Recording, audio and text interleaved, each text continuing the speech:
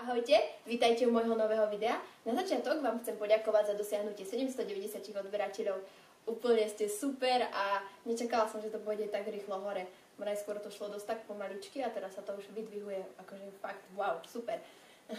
No a toto video bude o tom, ako si môžete uľahčiť život alebo veci, ktoré uľahčujú život. To sú také moje postrehy.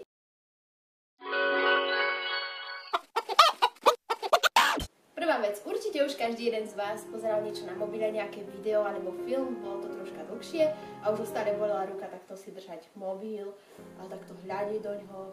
Tak ja by som vám chcela ukázať jednoduchý spôsob, ako tomuto predísť a ako si užiť film úplne super. Budete na to potrebovať iba obyčajné slnečné okuliare alebo obyčajné dioptrické okuliare.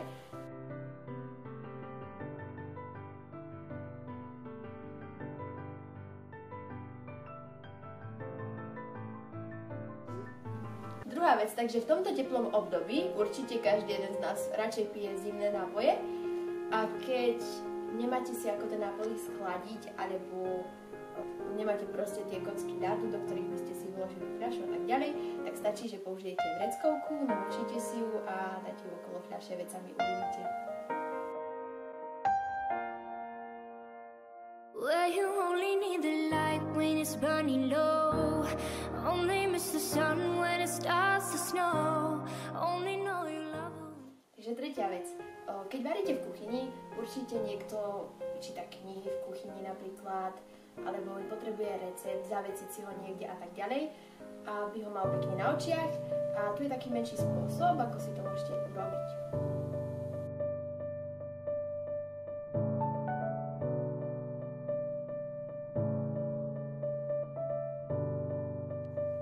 Štvrtá vec.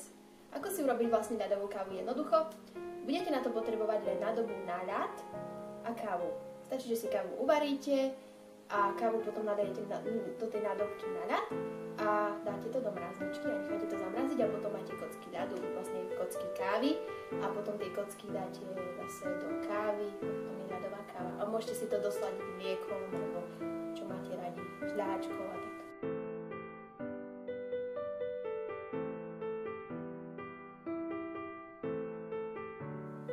Tak toto videjko je na konci, toto videjko bolo také kratšie.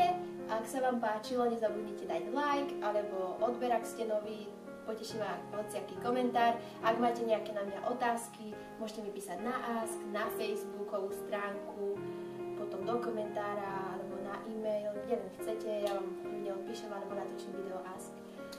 A ďakujem vám za všetko. A prajem vám ešte pekné prázdniny a uvidíme sa pri ďalšom videu. Ahojte!